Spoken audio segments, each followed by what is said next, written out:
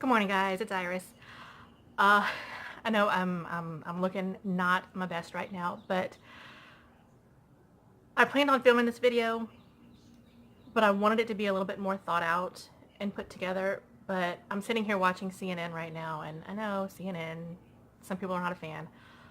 Uh, but I'm sitting here watching CNN, and they're still doing coverage of the school shooting in Florida that happened on Valentine's Day. And sitting here watching this, I feel like if I didn't just sit here and give you my thoughts just raw and uncut, I feel like doing this any other way would be a little bit ingenuine. So I'm going to go ahead and do this now. Some of my opinions are probably not popular. And I know I've just gotten a lot of new subscribers, and I might lose some of you, and I'm just going to say I'm okay with that. I get it. I get it. This is, everybody is not on the same page with that. And I'm going to go ahead and say right now, I think that is part of the problem. You know, school shootings have been happening for a long time. And I think everybody can be on the same page and say the most notable one from the beginning is Columbine. Well, you guys, I was in school at that time. I was actually a junior in high school when Columbine happened. And it was scary. It was scary then. And, I feel like at that time we did kind of jump to action really quickly after that. Right after that happened, I remember that's when they started enforcing all these rules in the schools where you're not allowed to wear trench coats anymore. You're not allowed to wear black on black. A lot of the goth kids were a little bit pissed off about that. But, they did things like that, and they started putting security guards in the schools and having regular patrols, like police cars patrolling the schools, and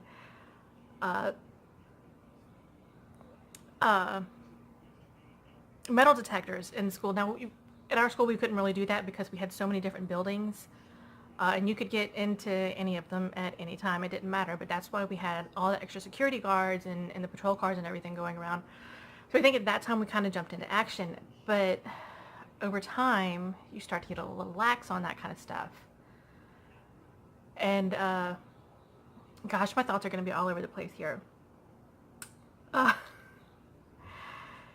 Because I've still got the TV on, and I keep looking up and seeing different things. And the reason that I turned on CNN this morning, actually, is there's a young man, Cameron Klasky, who I found through Facebook. I saw a couple of people sharing some of his posts. He's actually a student at the school in Parkland. He was there. He gave a story of his account. He has a special needs brother or his brother has special needs, and he goes and picks him up from his classroom every day, close to time for them to leave. And that day he was a little bit late. And they're okay. They're both fine. But he gave his account of it, and this young man is pissed. Okay, he is pissed, and I am right there with him. Absolutely, he should be pissed. I read quite a few of his posts about what's happened and what his views are on this, and I agree with him. He made one post that yesterday morning, actually, and I commented on this post where he was talking about how as a society, we have done this. We allowed this. We made this person. We're the ones that did this. And I told him, you're absolutely right. You are absolutely right. I'm a mother of two. I have a 4-year-old and an 11-year-old. And I'm scared. I'm scared and I'm pissed. But you're absolutely right. We did this. It's time for us as a society to step up, take some responsibility, and figure out what the hell we're going to do, because we can't keep letting it go. We just can't keep letting it go. And maybe I haven't been watching closely enough. I haven't seen anybody say that now is not the time to do it like they usually do. I feel like maybe this time we're going to have a conversation. I really feel like we are. Now, whether or not that comes to fruition, I don't know. But as of this second, I feel like this time we're going to do something about it. And I hope to God we do. because I've never had to feel that pain that these parents of these students that have lost their lives in this. I've never had to feel that, and I hope to God I never do, and I hope to God no other parent ever does have to feel that. But it's scary. It is so scary. And as a parent, I posted on my Facebook page, as a parent, all I can ask myself is why did I bring a child into this? Why did I bring a child into this world that is so messed up? How am I supposed to protect him? And there are quite a few different views as far as comments go on that thread. And, you get an alert every time you get a new comment on a thread, on a post. And the thought entered my head, this is why. This is why we can't come up with anything, because as adults, our egos get so bruised. If you bring up gun control, then all the people that are pro-gun, which I'm kind of there in the middle. But all the people that are pro-gun are like, no, you can't take away our guns. You're taking away our rights. You can't take away our guns. You're trying to unarm us, trying to make us vulnerable. And then you've got, the people that if you bring up, well, all these violent video games, well, then you've got all the gamers saying, no, that's not that, it's not that, you're wrong. Or you bring up mental health, well, it's not a mental health problem, blah, blah, blah, blah. Well, it's got to be something. It's got to be something. And I think, it's time for us to put our egos aside and figure out what the frick we're doing here, okay? I almost cussed. But, that thought just really crossed my mind, and it really hit hard that, we got to do something. We got to do something. And it's time for us to put our frickin' bruised egos to the side and just figure it the frick out. I mean, do you hear what I'm saying? Do you hear what I'm saying? I've got a lot of friends who are gamers, and my uncle is the one who said, well, it's all these, if we didn't have all these violent video games. And yes, to a point, I believe that. Absolutely. Our kids are desensitized. My generation is desensitized. We have looked violence right in the frickin' face, and it kind of doesn't really faze a lot of us anymore. And that's unfortunate, because if you look at my parents' generation, the things that are normal for me, and even younger generations, those things that are normal for us are not normal for older generations, and they're really kind of taken aback by that kind of stuff. And they should be. The things that don't faze us now should absolutely faze us. It should absolutely faze us. So I think there is, to a point, an issue of us being desensitized to violence and death and devastation. I also think that there is a mental health problem in this country. I absolutely do. I mean, mental health is still something that's kind of taboo to talk about. I mean, I dealt with depression from the time I still deal with it from time to time, but it's not something that most people, just depression. I mean, how common is depression? And people are scared to talk about that because it's a mental health issue, and people feel like they're going to be stigmatized by that. Did I use that right? I don't feel like I used that right. But, there's a stigma that comes along with it that, oh, you're depressed? Well, you must be crazy. Or people that just don't understand. My husband doesn't understand depression. He absolutely doesn't. And he doesn't know how to talk to me about those things because it's not something he has ever had to deal with.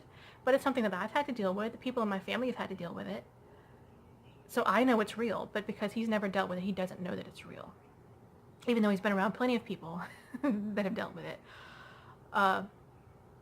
Same thing with okay, my mother is epileptic, which isn't a mental health issue, but, there are things that we should be able to talk about that shouldn't be so taboo. I mean, people hurt now. I mean, I look at my stepson, and that child is not okay. You can look at him and tell that he's not okay. I'm gonna cry now.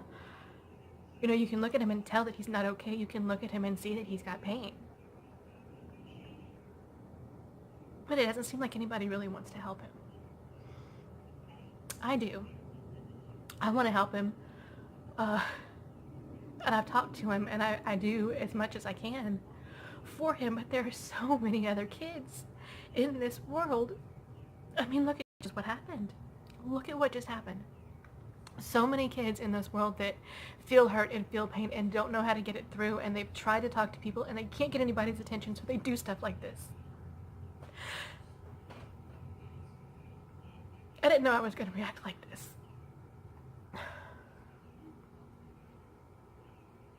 We got to pay attention to our kids, people. You gotta pay attention to him. If you're gonna give birth to him, if you're gonna keep him, you gotta pay attention to him. You got to pay attention. You've got to give them love. You've got to give them support. You've got to be a freaking parent. You're not their friend. You're there to be up in their business. You're there to make sure that they're safe. You're there to make sure they're not doing anything stupid, that they're not gonna hurt themselves or somebody else. That's what you're there for.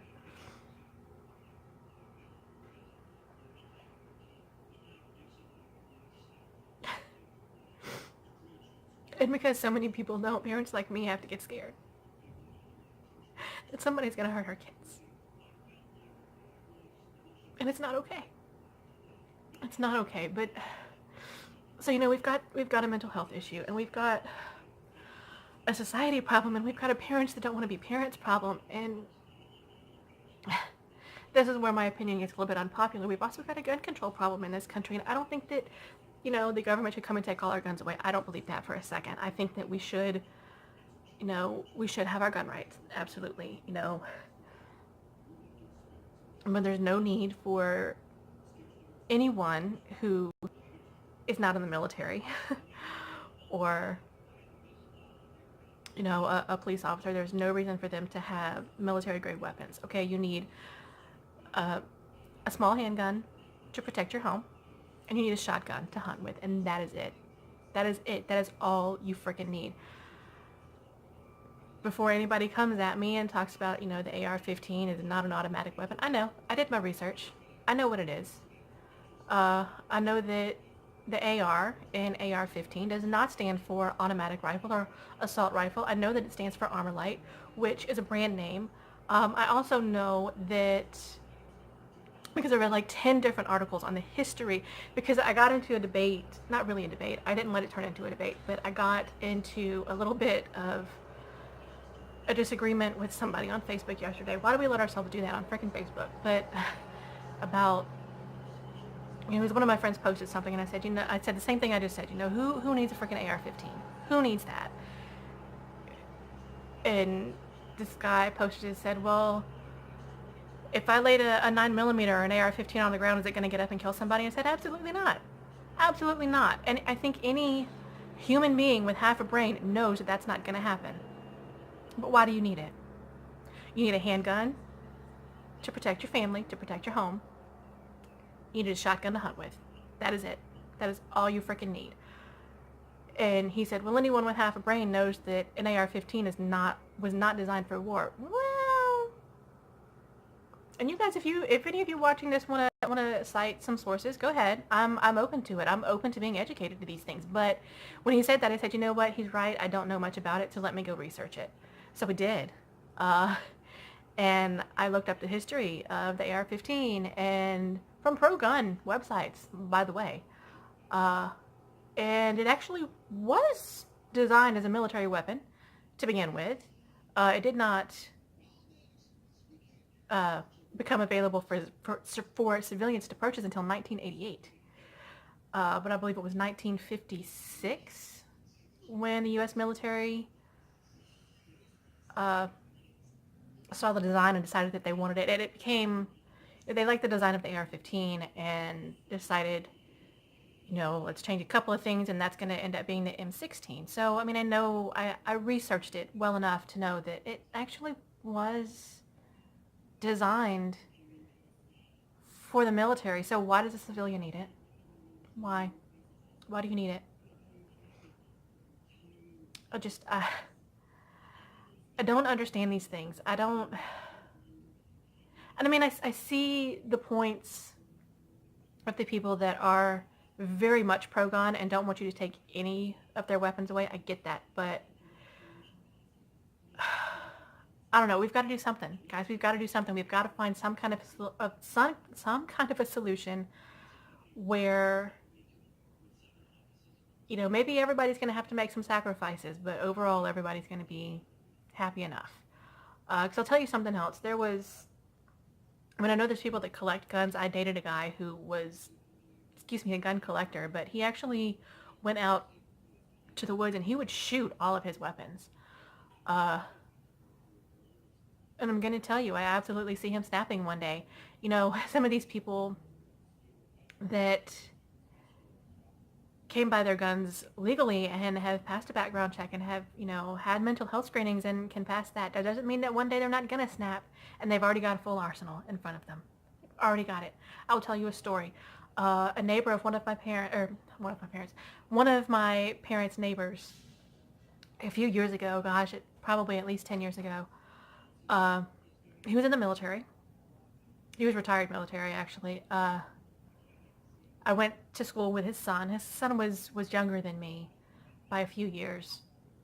But we did go to elementary school together. Eventually, we went to high school together. And by the time he was in high school, his father was retired military. But his father was also an avid gun enthusiast. And he collected a lot of weapons. Because he was just a collector and that's all he did. Well, he ended up with some pretty severe mental health issues. He was the crazy neighbor that sat in his front yard and just yelled at people over nothing. Well, one day, my mom, I can't remember if I had gone over there and they told me this or if my mom had called me, but one day a SWAT team had to come and surround his house. Because I believe, if I've got the story straight, I believe his wife called to report him because he was starting to get a little bit scary. And they had already said that they needed to seize his weapons, and when they told him that they needed to seize his weapons, that's when he really lost it. And so they had to bring in a SWAT team to come in and subdue this guy, take him down, and take all of his weapons.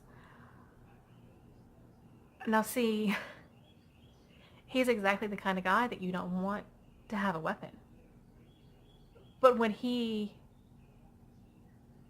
acquired all of those weapons, he was perfectly fine. Perfectly fine. I mean,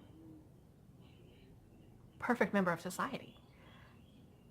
But over time, not quite so great. So how do you prevent that sort of thing from happening? A lot of these people, when they talk about, mental health and gun control together, they talk about, well, we've got to have some screenings. We've got to pass these laws where, if you can't pass a mental health screening, then you can't have a gun. Well, all of these people that have done this have come by them legally. Somehow they have come by them legally. And this guy that did this at this school, how did we let him slip through the cracks? How many? They are reporting now that the cops have had to come to his house, like, what did they say, 30 different times before this happened. He had been suspended from school. He had been reported for doing, creepy things. Every one of these students that they've talked to that knew who he was, they all said, this was the guy that would have done this. We're not surprised that it was him. Everybody knew that he was like this. How did that happen? How did everybody know that he was like this, but he somehow legally came by a gun? He somehow legally came by this and was able to do this. I don't understand. I really don't understand. And I don't know if any of this is making sense. It might sound like the ramblings of a crazy woman, but I kind of feel like a crazy woman right now. Because as many times as this has happened, I don't know how I'm supposed to process this anymore. And something else that crossed my mind, I touched on this earlier, the young man, Cameron Kasky, he's doing a lot of interviews now. He he started just by making posts on Facebook about this, and people, I guess the powers that be, heard him. He's been doing a lot of interviews. As of yesterday morning, he wasn't doing anything, and by last night, he had done he had done a couple of interviews. I know he said he had just gotten off the phone. He had just done a radio interview with, I think, the BBC or something. So he's done an interview for across the pond. He was on CNN this morning with what's the guy that used to be friends with Kathy Griffin. I can't remember his name, and I'm sitting here watching them and I can't remember his name. What was I saying? Yeah, he's doing all of these interviews now, and he's really created a movement, and all of these, he's got all these other students that were there, and these students at this school, they're done. They're done. They're not going to let this stand anymore. And they're making their voices heard. They are standing up and making sure that they're being heard. And I'm right there with them. I'm right there with them. I'm going to support all of these kids as much as I possibly can, because they do need to be heard. We all need to be heard. Maybe they're the ones that are going to make it happen. But something that crossed my mind, I'm sure there are people out there that are wondering, well, why now? Why is now the time to act? Why wasn't it time to act during Columbine? Why wasn't it time to act during Pearl, which I don't know if people really remember Pearl, but that happens here in Mississippi. Not far from me. Probably Pearl is maybe about an hour from me. Or Sandy Hook. Why didn't we stand up and act after Sandy Hook? Why didn't we get this mad after Sandy Hook? We got mad after Sandy Hook, but we didn't get this mad after Sandy Hook. And those were babies. Those were babies that were murdered. And we didn't get this mad, and we didn't get this upset, and we didn't stand up and say we've got to do something now. But now we are, and I think maybe the reason, not the entire reason, but maybe some of the reason that we didn't stand up before, maybe a little bit of naivety. Maybe, we expect that we elect these people into office because they say they're going to represent us, and they say that they're going to listen to us, and they're going to do what we need them to do, and they're going to listen to us. But obviously, they're not doing that. I think maybe that's why now is the time that we're standing up. We as parents are fed up, but just go, okay, I'm gonna try to leave a link for the Facebook page that this young man has started, along with some other students from the school in Parkland. But I'm going to try to leave that down in the description bar if I can. I'll definitely leave it on my Biloxi Beauty Facebook page. I'll leave it there so you guys can go look at it. But if you want to see what goes through our kids' minds after this kind of stuff happens, you got to go check out this page. Because all of these kids are giving their accounts, and they're giving their thoughts, and they're giving their feelings of what they've just been through. My little one's awake. Hold on one second, baby. He was up really early this morning, like really early. I don't think he went back to sleep until like 7:30.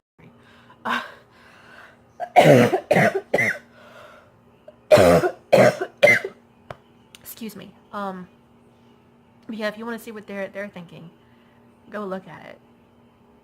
But they're fed up, guys. And obviously we as adults are not doing what needs to be done, so they're taking to the streets, and they're going to do it themselves this time. I also was thinking, I was looking at that Facebook page, and the thought crossed my mind, so many of us, me included, are so quick to judge this younger generation of kids and teenagers and say, that they're whiny, entitled brats who just want instant gratification and, don't care about anybody. My thoughts are changing. My thoughts are definitely changing. If they have not changed completely now. I know there are still a few bad eggs out there, but, You guys, this is a whole school of kids that are coming together and saying, we're done. We've had enough. And if you're not going to do anything about it, then we're going to do it ourselves. And that is not the actions of a whiny, entitled brat. That is the actions of a strong, educated, empowered person. That's an adult. And I am so impressed that these kids that are so young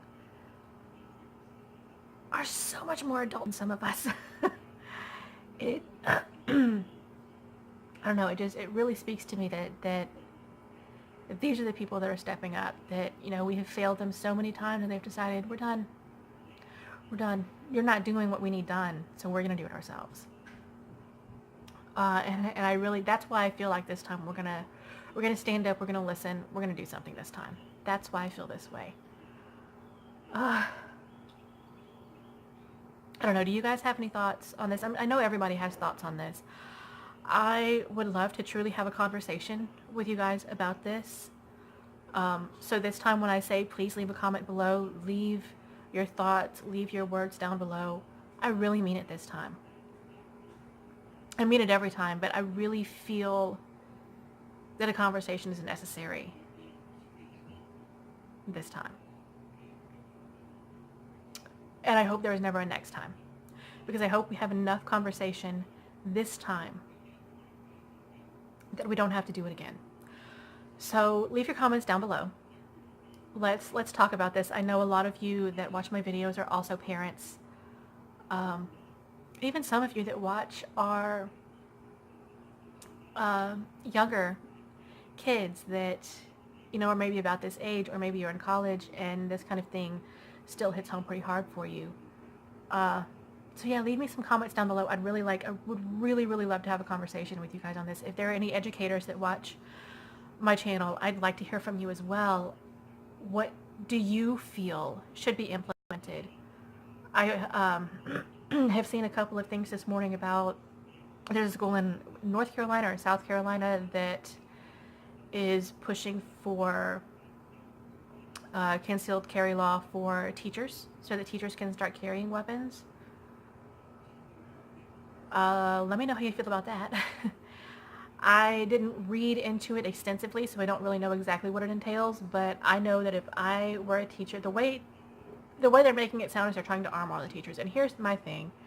If I were an educator, I can tell you right now, I would not be okay with it.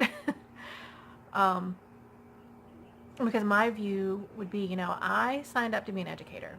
I did not sign up to be a soldier. I signed up to be here to teach your kids and give them an education. That's what I'm here for. But I know that you create a connection with these kids, and I know that you feel the need to protect them as well. I mean, I've never been a teacher in that sense, but I did teach dance for a while, and I do know that you do, create a connection with these kids, and especially when they're learning things from you and you see that spark, you become connected to them in a way, and you do just feel the need to protect them from any and everything. And there's really only so much that we can do. Especially you guys as educators, there's really only so much you can do. So, but back to this thing about the concealed carry law for teachers and for educators. Let me know how you feel about that. How do you feel about the teachers being able to carry guns in the school? I'll tell you what I think. As far as the schools go, I think they need to up the security. They need to have more patrols, more security officers, trained security officers. I am right there with some of these people that are saying, what about all these veterans that can't find jobs? Why not use them? No, I know some of them are not mentally capable of doing this kind of thing. Some of them suffer from PTSD, and I understand that you wouldn't want them around your kids. I wouldn't want them around my kids either. The slightest thing can set them off. I get that. But I mean, there's got to be somebody that we can put there to protect our kids. You know, wasn't it after Sandy Hook that picture went viral of the dad who was in the military without anybody asking him to? He came to the school in his military uniform and he stood at the door of that school all day long. Why can't we have more people like that? Why can't we put more people that are trained to handle those kind of situations? Why can't we put them at these schools? And if we can't do that, why can't we give them metal detectors? I saw something else. Every time I feel like I'm going to end the video, I go back into it. I saw something else about that whole thing. When I was reading the article about the concealed carry in the schools, there was another thing about, some people don't like this idea and they think that there should be more security, but that is met with scrutiny as well, because there are people that say, oh, well, you can't do that because, schools are supposed to be a place of education and higher learning, and you're going to turn it into a place that feels like a prison because you're going to have to put barbed wire fences up and all this stuff. Well, they don't have a barbed wire fence in front of the courthouse. They don't have a barbed wire fence around the airport. They don't have a barbed wire fence around movie theaters or the Walmart. And all of those places have implemented more security measures so that these things don't happen in those places. And they don't feel like prisons. I do not feel like I'm in prison when I go to Walmart. I feel like I'm in hell when I'm in Walmart, but I don't feel like I'm in prison when I'm in Walmart. I've gone into the courthouse several times for different things. You got to go in for jury duty. You got to go in to pay your tag, whatever, for your car. I don't feel like I am in a prison when I go in the courthouse, where there are actual police officers that are very intimidating. I don't feel that when I'm there. I don't feel like I'm in a prison when I'm in a movie theater and I have to walk through a metal detector, or there are police cars posted outside because, it's a weekend and it's a really busy weekend because there's a lot of new releases out and, they're afraid that something bad's going to happen. I feel protected in those moments. I don't feel like I've done anything wrong. I feel like I'm protected. I feel better. Maybe it's a false sense of security. I don't know. I don't feel like it is. I feel like, if you've got police officers standing out there that, they're trained to handle those kind of situations and they're already there, so you don't have to wait for them to get there if something bad happens. There's metal detectors there, so, nobody's getting in. They keep all the back doors locked now. So, I don't know. I don't know. What do you guys think? I feel like now I really am ready to end the video because I'm kind of starting to ramble a little bit. And I'm sorry I keep looking away from the camera because I still have the TV on and I'm still watching. I want to see... Cameron Kasky did an interview this morning. I know I've said that several times. He did an interview this morning on CNN, and I'm waiting to see if they air it again because I really want to see it. I really want to hear his voice and hear what he has to say and hear the emotion, because I feel like I can feel the emotion in just his written word, but I really want to see the passion in his eyes. I don't know why. I'm so impressed with this young man, and I don't know, I'm just you guys gotta go check him out. I'm gonna, like I said, I'm gonna try to leave a link below to that webpage, to that Facebook page. I'll definitely put it on my Biloxi Beauty page so you guys can check it out. I put it on my personal Facebook page last night, but you're not gonna be able to get to it. So I'll put it on the Biloxi Beauty Facebook page. But yeah, you guys go ahead and leave me some comments down below. Let me know what you feel about this. I'm just going to go ahead and upload this now. Yeah. I'm going to go ahead and go. I'm not going to do my regular spiel because I don't think this is the place for that. But let's have a conversation, guys. Let's have a real conversation. And let's fix this for our kids. I'll talk to you guys later.